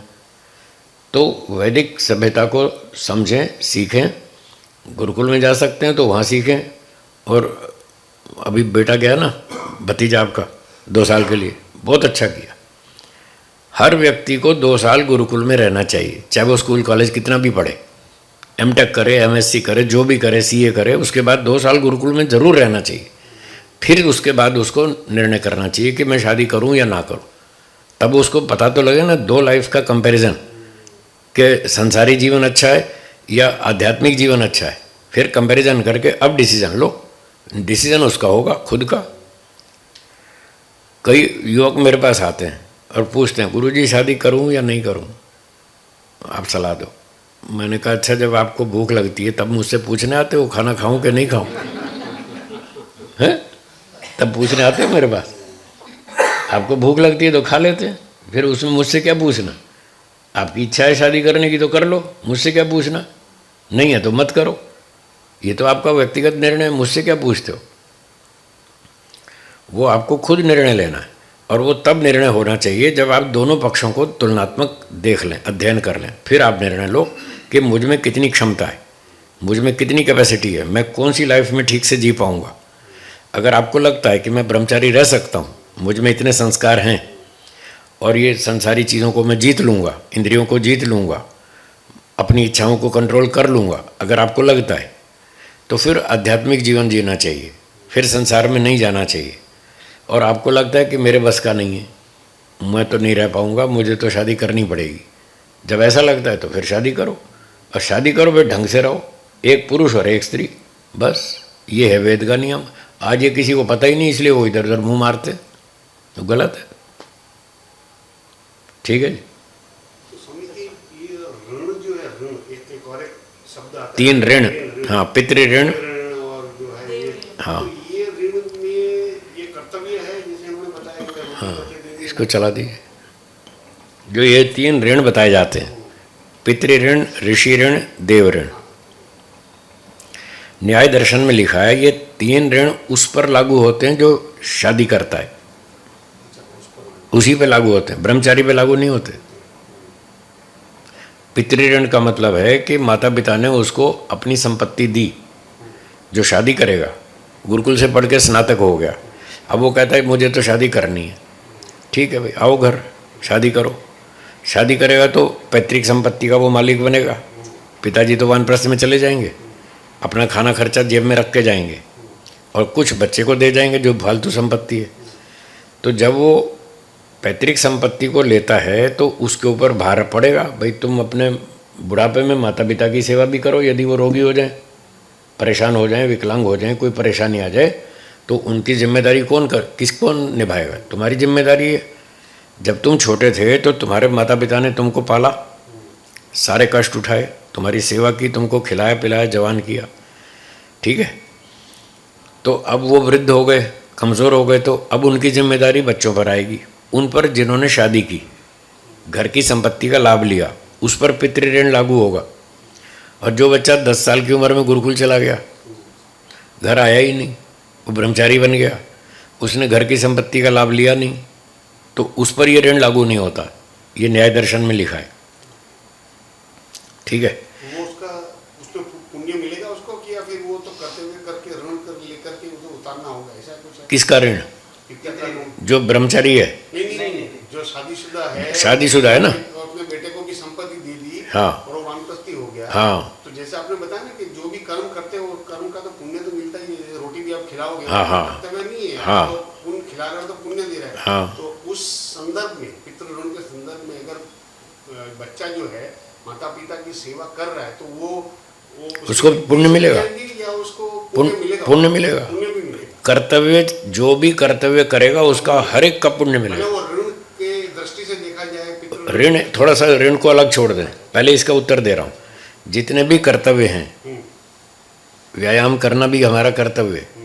जल्दी सोना, जल्दी उठना, व्यायाम करना है, धातुन्मंजन करना और सेवा करना, परोपकार करना, दान देना, यज्ञ करना, अपनी पढ़ाई लिखाई करना, जितने भी हमारे कर्तव्य हैं, पशुओं को खिलाना पिलाना, ये सारे कर्तव्य हैं। इनका पालन करने से सब जगह पुण्य मिलेगा। अब ऋण तो वहाँ होता है जब हमने किसी से खास सुविधा ली, तो वहाँ ऋण लागू हो जाता है। मुझे व्यापार में दिक्कत आ गई तो मैंने आपसे 50,000 रुपये उधार ले लिए, ये ऋण है। आपसे स्पेशल सुविधा ली, सबसे नहीं ली, आपसे ली, और इस उद्देश्य से ली कि मुझे अभी तकलीफ है, मैं आपको कुछ दिनों में चुका दूंगा, उसको ऋण कहते हैं। जब स्पेशल पर्पस से मैंने कोई किसी से खास सुविधा ली और कुछ दिनों में मैं वापस चुका दूंगा, इसको ऋण कहते हैं। ऋण का मुख्य अर्थ वहाँ लागू होता है जिससे उधारी ली उसी को चुकाना, इसको ऋण कहते हैं। मैंने पैसे आपसे लिए और चुकाए इनको, ये कोई ऋण थोड़ी हुआ। ठीक है, तो जिससे पैसा लिया जाए उसी को चुकाओ, ये ऋण होता है, ये ऋण का मुख्य अर्थ है। अब जो पितृ ऋण है ये तो मुख्य अर्थ भी नहीं है, ये भी गौण अर्थ में पितृ ऋण है, ऋण के तुल्य है, इसलिए इसको ऋण कहा। न्याय दर्शन में बहुत अच्छा क्लैरिफिकेशन है इस बात का। ये ऋण के समान है, ऋण नहीं है, क्योंकि हमने सेवा तो ली माता पिता से, बच्चे ने बचपन में सेवा ली माता पिता से 10 साल तक, और फिर चला गया गुरुकुल। फिर गुरुकुल से आया 25-30 साल की उम्र में, फिर शादी कर ली, तो घर की संपत्ति उसको मिल गई। अब जो उसको संपत्ति मिली तो वो तो फ्री में मिल गई, उसने तो मेहनत की नहीं, उसको फ्री में मिल गई। तो अब जब उसको फ्री में सुविधा मिली तो वो भी आगे इसको किसी ना किसी को पास ऑन करे। तो अब सेवा तो ली उसने माता पिता से, और अब अपने बच्चे की सेवा करेगा, बच्चे को विद्वान बनाएगा, बुद्धिमान बनाएगा, संस्कारी बनाएगा, उसको खिलाएगा पिलाएगा 10-12 साल तक। जब तक बच्चा घर में रहेगा तब तक वो सेवा करेगा बच्चे की, और लाभ लिया माता पिता से, तो ऋण कहाँ हुआ? लिया किसी और से, चुकाया किसी और को। तो इसलिए इसको मुख्य अर्थ में ऋण नहीं कहेंगे। ये तीनों शब्दों का मुख्य अर्थ में ऋण नहीं है, गौण अर्थ में ऋण है। फिर गौण अर्थ में ऋण शब्द क्यों कहा, उसका उत्तर दिया निंदा प्रशंसा उपपत्ते। ये सूत्र है गौतम मुनि का, न्याय दर्शन का। निंदा प्रशंसा उपपत्ते, उपपत्ते, उपपत्ति का अर्थ है सिद्धि। निंदा प्रशंसा की सिद्धि होने से। अब निंदा प्रशंसा का क्या मतलब? निंदा प्रशंसा का मतलब ये है, यदि कोई व्यक्ति किसी से ऋण लेता है कि मुझे 6 मास के लिए 50,000 रुपये दे दीजिए, 6 मास में चुका दूंगा, और उसने ठीक 6 मास में 50,000 रुपये चुका दिए और ब्याज भी दे दिया, ब्याज सहित चुका दिए, जितना ब्याज तय किया था उतना दे दिया, तो इस व्यक्ति की प्रशंसा होगी या नहीं? ये अच्छा है, ईमानदार है, टाइम पर पैसा लौटा दिया, सही लौटा दिया और ब्याज भी दे दिया, तो उसकी प्रशंसा होती है। और लिया 6 मास के लिए और 2 साल निकाल दिए और देता नहीं, तो उसकी निंदा होगी कि बेईमान है। 6 महीने के लिए लिया था, 2 साल हो गए, अब तक लटका रहा है, हाँ जी दूंगा, अब दूंगा, अब दूंगा, 2 महीना रुक जाओ, अभी पैसे नहीं है, आने दो, मैं कोई चोर नहीं हूँ, मैं कोई बेईमान थोड़ा ही हूँ, पैसे आएंगे तो दूंगा ना। नाटकबाजी करता है उसके पास पैसे और देता नहीं है, नाटकबाजी करता है, तो फिर उसकी लोग निंदा करते हैं कि बेईमान आदमी। तो जैसे कोई व्यक्ति किसी से ऋण लेता है और ठीक समय पर ब्याज सहित चुका देता है, तो समाज उसकी प्रशंसा करता है, और जो नहीं चुकाता तो उसकी निंदा करता है। तो यहाँ भी जो व्यक्ति अपने माता पिता से तो लाभ ले लिया, माता पिता की सेवा ले ली, उसका पैसा, ज़मीन, संपत्ति, मकान सब ले लिया, और अपने बच्चे पर ध्यान नहीं दे रहा, उसको संस्कारी नहीं बना रहा, उतनी मेहनत नहीं कर रहा जितनी उसके माता पिता ने उस पर की थी, तो उसने वैसा पूरा नहीं चुकाया, इसलिए उसकी निंदा होगी। उसके तुल्य निंदा होगी जैसे ऋण लेने वाले ने ऋण लेकर चुकाया नहीं। तो अपना तो स्वार्थ सिद्ध कर लिया और जो आगे ड्यूटी बनती है वो निभाई नहीं, इसलिए उसकी निंदा होगी। तो निंदा के कारण से उसको ऋण नाम दे दिया कि ऋण जैसा है, ऋण नहीं है, ऋण जैसा है। और यदि जैसे माता पिता से सेवा ली, संपत्ति ली, और वैसे ही उसने बच्चे पर पूरी मेहनत की, पैसा भी खर्च किया और उसको बुद्धिमान बनाया, संस्कारी बनाया, तो उसने कर्तव्य पूरा किया, तो उसकी प्रशंसा होती है कि जैसे इसके माता पिता ने इस पर मेहनत की, इसने अपने बच्चे पर मेहनत की, बड़ा अच्छा आदमी है, डिसेंट आदमी है, बढ़िया आदमी है, तो समाज उसकी प्रशंसा करता है। तो प्रशंसा और निंदा के कारण से उसको ऋण के तुल्य कहा है, ऋण नहीं है ये। तो ये ऋण उस पर लागू होता है जो गृहस्थ में जाए। अब जो गृहस्थ में गया ही नहीं, शादी की नहीं, संसार के सुख भोगे नहीं, हैं, संपत्ति खाया पिया, बैंड बाजे बजाए नहीं, और घर की संपत्ति का सुख भोगा नहीं, कार बंगले का मज़ा लिया नहीं, तो फिर उसमें ऋण काहेगा? उसने जब लिया ही नहीं तो ऋण काहेगा? उसमें कोई ऋण नहीं है। तो जो ब्रह्मचारी होता है, गुरुकुल में रहता है, वो फिर उस पर पितृ ऋण लागू नहीं होता। महर्षि दयानंद जी ने शादी नहीं की, घर की संपत्ति का लाभ नहीं लिया, उन पर कोई पितृ ऋण नहीं है। और जो इस सिद्धांत को नहीं जानते वो अनाड़ी लोग हैं। और वो क्या बोलते हैं, स्वामी दयानंद को अच्छा चेला इसलिए नहीं मिला क्योंकि उन्होंने अपने माँ बाप की सेवा नहीं की, ऐसा झूठा आरोप लगाते। ये शास्त्र के विरुद्ध है और ये लॉजिक भी गलत है, तर्क भी गलत है। ये जब आप न्याय दर्शन पढ़ेंगे तो उसमें आएगा हेतु और हेत्वाभास, हैं, थोड़ा थोड़ा तो ध्यान होगा, हेतु और हेत्वाभास। तो ये हेत्वाभास है, ये हेतु नहीं है, ये कारण ठीक नहीं है। जो बात एक जगह लागू हो जाए और दूसरी जगह ना हो उसको हेत्वाभास कहते हैं। हेतु वो होता है जो यूनिवर्सल होता है, सब जगह लागू होता है, उसको हेतु कहते हैं। करंट सप्लाई करेंगे तो एसी चलेगा, करंट सप्लाई बंद कर देंगे तो एसी नहीं चलेगा, ये यूनिवर्सल है, सारी धरती पे नियम लागू होता है, इसको हेतु कहेंगे कि करंट सप्लाई से मशीन चलती है। फिर आप आटे की चक्की चलाओ, चाहे फ्रिज चलाओ, चाहे एसी चलाओ, चाहे पंखा चलाओ या लाइट चलाओ, कुछ भी चलाओ, करंट सप्लाई से मशीन चलती है। अब जो ये तर्क दिखाया गया कि स्वामी दयानंद ने अपने माता पिता की सेवा नहीं की इसलिए उनको अच्छा चेला नहीं मिला, अब ये बात हेत्वाभास है। स्वामी विरजानंद जी ने क्या अपने माता पिता की सेवा की? उनको तो चेला बढ़िया मिला। देखो बात कट गई कट गई ना बात। अगर ये नियम होता, सार्वत्रिक नियम होता कि जो अपने माता पिता की सेवा नहीं करेगा उसको अच्छा शिष्य नहीं मिलेगा, अगर ये हेतु होता तो स्वामी विरजानंद जी ने भी अपने माता पिता की सेवा नहीं की, उनको तो दयानंद जैसा बढ़िया चेला मिला, उनको क्यों मिला? ये बात कट गई। इसका मतलब ये हेत्वाभास है, ये झूठ है, जो हेत्वाभास है वो झूठ है। तो इस प्रकार से उस व्यक्ति पर कोई पितृ ऋण लागू नहीं होता जिसने विवाह नहीं किया, घर की संपत्ति का लाभ नहीं लिया। मैंने घर छोड़ दिया, 44 वर्ष हो गए, घर जाता नहीं, घर की कोई बात नहीं करता, कोई फ़ोन नहीं करता, कभी चिट्ठी नहीं करता, कोई घर की चर्चा ही नहीं करता, मैंने घर का कोई लाभ नहीं लिया, तो मुझ पर पितृ ऋण नहीं है। मेरे 3 भाई हैं, उन्होंने घर की संपत्ति का लाभ किया, तीनों ने शादी की, लाभ लिया, उन पर ऋण है, वो अपने माता पिता की सेवा कर रहे हैं, कर दी उन्होंने। तो इस तरह से ये व्यवस्था है। तो ब्रह्मचारी पर पितृ ऋण लागू नहीं होता। अच्छा, अब देव ऋण, जो वो खाता पीता है, मोटर गाड़ी चलाता है, फैक्ट्री चलाता है, पैसे कमाता है, तो प्रदूषण फैलाता है। तो जो गृहस्थी है, जो ये सारे काम करता है, फैक्ट्री चलाता है, कारखाना चलाता है, बस चलाता है, कार चलाता है, ट्रेन चलाता है, वो प्रदूषण फैलाता है, तो उसकी जिम्मेदारी है वो यज्ञ करे।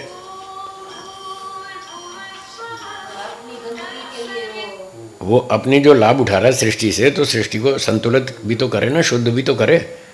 तो ये देव ऋण है, देवों का लाभ ले रहा है वो, पृथ्वी जल अग्नि वायु इनका लाभ ले रहा है, तो इनकी शुद्धि करना भी उसकी जिम्मेदारी है। फिर वो गृहस्थी व्यक्ति कहता है मुझे पैसा चाहिए, मुझे गांव का चौधरी बनना है, पर सरपंच बनना है, तो ग्राम कामो यजेत, पुत्र कामो यजेत, जो पुत्र की कामना करता है वो यज्ञ करे। तो यज्ञ का जो लाभ लेता है फिर उस पर इन देवों का ऋण लागू होता है। ब्रह्मचारी ने शादी की नहीं, उसने बेटे की कामना की नहीं, उसको गांव का नेता बनना नहीं, उसको सरपंच बनना नहीं, उसको फैक्ट्री चलानी नहीं, तो उस पर देव ऋण भी लागू नहीं होता। बस सामान्य वो खाता पीता है, सामान्य थोड़ा सा प्रदूषण करता है, तो थोड़े प्रदूषण के लिए उसको दैनिक यज्ञ का नियम लागू है, उतने से उसका निवारण हो जाता है, तो उसका कर्तव्य पूरा हो गया। तो उसको केवल इतना ही करना है। और जो गृहस्थी लोग बड़े बड़े यज्ञ करते हैं, राजसूय यज्ञ करते हैं और बड़े बड़े अग्निष्टोम यज्ञ करते हैं, बहुत सारे होते हैं, ज्योतिष्टोम और फलाने, तो वो गृहस्थी लोग करते हैं, उनकी कामनाएं होती हैं, वो अपनी कामना पूरी करते हैं, तो उसमें फिर सेवा भी करते हैं, खर्चा भी करते हैं। ब्रह्मचारी पर यह भी लागू नहीं हुआ, केवल एक ऋण लागू होता है, वो है ऋषि ऋण। क्योंकि वो गुरुजी के पास पढ़ा, 10-20 साल गुरुजी के पास रहा गुरुकुल में, तो 20 साल गुरुकुल से सेवा ली, गुरुजी की सेवा ली, विद्या पढ़ी, और उस विद्या से वो आगे प्रचार करेगा, तो उस विद्या से उसको भोजन खाना पीना सब सुविधा मिलेगी। तो गुरुजी का ऋण उसके ऊपर है, उसको ऋषि ऋण कहते हैं, ऋषियों की विद्या का ऋण। तो उसको एक ऋषि ऋण चुकाना है, वो एक ऋण चुका देगा, उसकी मुक्ति हो जाएगी, उसको वो बाधक नहीं बनेंगे 2 ऋण। जो गृहस्थी बनेगा उस पर 3 ऋण लागू होते हैं, वो 3 काम पूरे करेगा।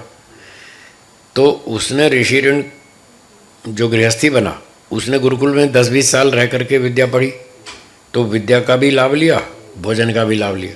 तो अब उसकी ड्यूटी है कि गुरुकुल की सेवा करे। 20 साल उसने लाभ उठाए, तो कुछ गुरुकुल को सहयोग करे, तभी तो गुरुकुल आगे चलेगा। उसको भी तो पैसा चाहिए, तभी तो बच्चे आगे पढ़ेंगे वहाँ। तो इस तरह से जो गृहस्थी व्यक्ति बनता है, वो गुरुकुल को सहायता देगा, गुरुजी को सहायता देगा, इंडिविजुअल भी देगा, समाज के लिए भी देगा, संस्था के लिए भी देगा। तो इस तरह वो ऋण मुक्त हो जाएगा और वो चला जाएगा मोक्ष में। जो ब्रह्मचारी है, उसने गुरुजी से विद्या पढ़ी, तो अब उसकी ड्यूटी है जो विद्या उसने पढ़ी वो समाज को पढ़ाए, तो वो डायरेक्ट सन्यासी बन जाएगा। फिर सन्यासी की ड्यूटी आएगी, जाओ घूमो देश भर में।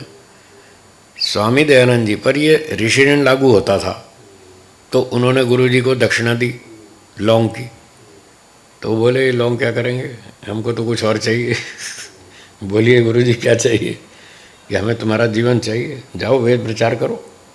उन पर गुरुजी का ऋण था, वो उन्होंने पूरा चुकाया, पूरा जीवन उनके आदेश का पालन किया और तन मन धन सब लगा दिया, जान भी दे दी उसी काम में, हैं, वेद प्रचार में खूब टक्कर ली, अब बढ़िया काम किया। और लोगों ने मार दिया उनको, बोले कोई बात नहीं, ये गुरुजी का ऋण है, वो मुझे चुकाना है। इसलिए तो वो सॉन्ग ऋषि ऋण को चुकाना है यार। इसलिए वो गीत गाते हैं, ऋषि ऋण को चुकाना है। तो हमने ऋषियों से लाभ लिया, हम पर वो ऋण है, उसको हमें चुकाना है। तो हम समाज सेवा करेंगे, वेद प्रचार करेंगे, लोगों को जगाएंगे, उनको वैदिक सभ्यता बताएंगे, सही रास्ता बताएंगे, जो दुनिया भटक रही है उनको बचाएंगे। और फिर ज़बरदस्ती तो है नहीं किसी के साथ, बता ही सकते हैं, तो हम बता देंगे, फिर आगे उनकी इच्छा है, वो कितना पालन करेंगे वो जाने। पर हमारा ये काम है कि हम बताएंगे, हम अपना तन मन धन इस काम में यूज़ करेंगे, खर्च करेंगे, तो हमारा ऋण उतर जाएगा। कितने लोग सुधरेंगे ये हमारा ठेका नहीं है, हमने काम किया बस, तो हमने कर्तव्य पूरा किया, हमको मोक्ष मिल जाएगा। ठीक है, तो ये है 3 ऋण का सिस्टम। बोलिए। जैसे 6 ऋण की आपने बात कही कि हमें दैनिक यज्ञ करना चाहिए। अब हम ऐसा कहें कि हम घर में एक व्यक्ति यज्ञ करता है, अब ऐसा बोले कि हमारे घर में यज्ञ होता है लेकिन करता एक ही व्यक्ति, तो उनको ही पुण्य मिलेगा ना, कि 4 में बाकी उनको। ऐसा है, घर की जो संपत्ति है,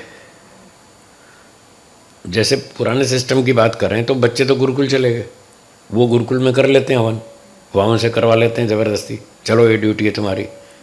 अब घर में रह गए पति पत्नी, तो पति पत्नी में से एक हवन कर लेता है और दूसरा नहीं करता, तो उसका हिस्से का आधा जो पुण्य है वो पति को मिल जाएगा। अगर पत्नी हवन करती है तो पति को मिल जाएगा, पति करता है तो पत्नी को मिल जाएगा, क्योंकि पैसे भी तो पति कमाता है ना। जब पैसे पति कमाता है तो क्या उसका संपत्ति का आधा हिस्सा पत्नी को नहीं मिलता है? मिलता है ना। जब उसकी कमाई का आधा हिस्सा उसको मिलता है तो पत्नी की कमाई का आधा हिस्सा पति को मिल जाएगा, तो वहाँ पुण्य दोनों को मिल जाएगा, चाहे फिजिकली कोई भी करे, एक करे दूसरा करे या दोनों करें, उसमें हिस्सा मिल जाएगा। तो व्यक्तिगत नियम नहीं है वो फिर आपत्ति काल में तो छूट कर सकते हैं, रोज़ की रोज़ तो नहीं होगी। तो संध्या भी वाइफ कर ले? नहीं नहीं नहीं नहीं नहीं नहीं, वो व्यक्तिगत है। हाँ, देखो हवन भी वैसे व्यक्तिगत कार्य है, वो भी व्यक्तिगत है, दोनों को ही करना चाहिए। आपत्ति काल में महर्षि दयानंद जी ने लिखा, यदि किसी कारणवश पति बाहर गया हो तो पत्नी उसके ओर का कृत्य कर लेवे, उसके हिस्से का पत्नी कर ले, एक अपनी आहुति दे, एक उसके हिस्से की आहुति दे, तो उसको मिल जाएगा। फिजिकली वो किसी कारण से बाहर चला गया, यहाँ नहीं बैठ पाया, किसी कारण से पत्नी बीमार है और पति हवन कर रहा है, तो एक आहुति उसके हिस्से की दे दे, एक अपनी दे दे, वो तो आपत्ति काल की बात है। रूटीन में तो दोनों को करना है हवन, खाना दोनों खाते हैं, प्रदूषण दोनों फैलाते हैं, तो दोनों को ही करना है तो ही होगा। अब दान देना, मान लो पति ने अपनी घर की कमाई संपत्ति में से 20,000 रुपये दान दिया, तो लोग कहते हैं जी दान तो पति ने दिया तो पत्नियों को पुण्य कहाँ मिला, वो तो कमाती नहीं है। तो मेरा उत्तर ये है कि उसमें आधा हिस्सा पत्नी का भी है, क्योंकि जो पति पैसे कमा रहा है वो अकेला नहीं कमा रहा है, पति पत्नी मिल के कमा रहे हैं। पति बाहर काम करता है, पत्नी घर में काम करती है, दोनों काम कर रहे हैं। लोग पत्नी का काम को काम ही नहीं समझते, उसको कोई कमाई को कमाई नहीं मानते। वेद कहता है दोनों मिल के कमा रहे हैं। अगर पत्नी सुबह नाश्ता नहीं दे और टिफ़िन बना के नहीं दे तो तुम कमा के दिखाओ, 3 दिन में पसीने आ जाएंगे। तो पत्नी घर का काम करती है, आप बाहर काम करते हैं, दोनों मिल के काम करते हैं, तब जाके पैसे मिलते हैं।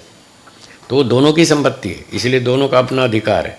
अब दोनों में से कोई भी दान दे दे, पत्नी दान दे दे तो उसमें भी पैसा दोनों का है, पति दान दे दे तो भी पैसा दोनों का है, तो दोनों का पैसा जा रहा है, दोनों को पुण्य मिलेगा। तो ऐसा समझना चाहिए। ऐसे कौन से व्यक्तिगत कार्य, जैसे उपासना आपने बोला, हाँ, उपासना व्यक्तिगत है, मैं उपासना करूँगा मुझे लाभ मिलेगा, आप करेंगे आपको मिलेगा। ऐसा और कौन कौन से ऐसे कार्य हैं जो व्यक्तिगत होने, स्वाध्याय, मैं स्वाध्याय करूँगा उसका लाभ आपको नहीं मिलेगा, ये करेंगे तो इनको मिलेगा, आप करेंगे आपको मिलेगा। तो व्यक्तिगत रूप से स्वाध्याय भी करना है, हवन भी करना है, और संध्या उपासना भी करनी है, और माता पिता की सेवा भी करनी है। अब माता पिता की सेवा में फिर एक उपलब्ध है दूसरा नहीं है तो कोई बात नहीं, वहाँ एडजस्टमेंट चल सकती है। एक व्यक्ति पैसा दे देगा और एक फिजिकली सेवा कर देगा। मान लो पिताजी को सेवा की ज़रूरत है तो वो तो गए ऑफिस, वो तो यहाँ बैठ के दवाई नहीं देंगे सारा दिन, आप उनको दवाई दे देंगी, पानी गर्म दे देंगी, कपड़ा धो देंगी, और जो भी खर्चा होगा, जो भी खर्चा वो दे देंगे, सेवा आप कर देंगी, तो दोनों को पुण्य मिलेगा। अगर वो पैसा नहीं देंगे तो फिर उनको दंड मिलेगा। वो पैसा भी दे रहे हैं और आप सेवा नहीं कर रही तो आपको दंड मिलेगा। तो इस तरह से दोनों मिलजुल करके कर लेंगे। और प्राणियों को भोजन देना है, उसमें वो खर्चा दे देंगे, आप भोजन खिला देंगे, तो दोनों को पुण्य मिल जाएगा। दोनों अपने हाथ से खिलाएं ये आवश्यक नहीं है, मतलब वो व्यक्तिगत नहीं है, सहयोग से। वो सहयोग से चल जाएगा। पर ये व्यक्तिगत है, हवन करना, ध्यान करना, स्वाध्याय करना, भोजन करना, व्यायाम करना, ये व्यक्तिगत है, वो हर एक को अपना अपना करना पड़ेगा। और ऐसे ही अतिथि यज्ञ, कोई सन्यासी उपदेशक आएगा तो दोनों को विद्या सुननी होगी, पढ़नी होगी। एक सुनेगा तो दूसरे को लाभ नहीं मिलेगा, वो व्यक्तिगत है, दोनों को सुनना होगा, दोनों को पढ़ना होगा, तो दोनों का अपना अपना लाभ होगा। तो इस तरह से है, ठीक है। बाकी अष्टांग योग पूरा व्यक्तिगत, अष्टांग योग पूरा व्यक्तिगत है, बिल्कुल बिल्कुल पूरा स्वाध्याय बिल्कुल बिल्कुल, वो व्यक्तिगत है, अपना अपना करना पड़ेगा। और कोई शंका? नहीं, इसमें जो दूसरा है नियम वाला, वो व्यावहारिक रूप से भी है ना, नियम तो सबके लिए होते हैं। यम नियम उसके लिए होते हैं यम, लेकिन नियम की जो बातें हैं वो तो नियम उसके लिए, यम संसार। नियम जो है, ये जो बातें यम नियम में जो 5 नियम है वो व्यक्तिगत प्रधान है, व्यक्तिगत जीवन से उनका ज़्यादा लाभ है, संबंध है। और जो यम है 5, अहिंसा, सत्य, वो समाज के साथ ज़्यादा संबंध रखते हैं, वो सामाजिक कर्तव्य, ये व्यक्तिगत कर्तव्य। तो नियम तो सारे व्यक्तिगत में ही आते हैं। यमों का पालन करने से व्यक्तिगत लाभ भी है, सामाजिक प्रधान है, न कि केवल सामाजिक। केवल सामाजिक नहीं है, उससे व्यक्तिगत लाभ भी है। आप सच बोलोगे शांति मिलेगी, झूठ बोलोगे टेंशन होगी, तो हमको व्यक्तिगत भी तो लाभ है ना उसका।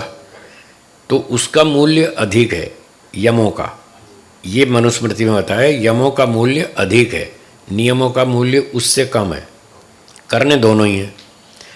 यमों का मूल्य अधिक क्यों है? दूसरा इन्वॉल्व, इसलिए कि उसमें दूसरा इन्वॉल्व होता है, और दूसरे को दुख देना अपराध है। हम थोड़ा भूखे सूखे रह लें, ऊंचा नीचा कर लें तो केवल हमको कष्ट है। यदि हम बच्चे को तंग कर रहे हैं तो फिर तो उसको परेशान किया तो पाप लगेगा ना। तो वो बड़ा अपराध है दूसरे को दुख देना। इसलिए जो अहिंसा है, सत्य है, वो समाज के साथ ज़्यादा संबंध रखता है। तो उसका संबंध दूसरे के साथ हम उसमें इन्वॉल्व हो जाते हैं, इसलिए उसका महत्व अधिक होने से उसको प्राथमिकता दी गई है कि पहले यमों का पालन करो, फिर नियमों का भी करो। नियम में तो कहीं कहीं छूट हो भी सकती है, पर यमों में कोई छूट नहीं, क्योंकि दूसरा जुड़ा हुआ है वहाँ पर, तो दूसरे को दुख नहीं दे सकते। आज एक दिन पानी बंद हो गया तो स्नान के लिए पानी नहीं मिला तो कोई बात नहीं, चल जाएगा। लेकिन एक दिन झूठ बोलने की छूट नहीं है। एक बीमार हो गए, बुखार आ गया, स्नान कर मना कर दिया डॉक्टर ने कि आज 2 दिन स्नान नहीं करना, ऐसे स्पंज कर लेना गीले कपड़े से, तो वो तो चल जाएगा। लेकिन हम दूसरे को झूठ बोलें 2 दिन 2 बार, वो नहीं चलेगा। इसलिए उसकी हानि ज़्यादा होने से उसको प्राथमिकता दी गई। ठीक है जी, तो समय हो गया, विराम देते हैं। ओम का उच्चारण करेंगे।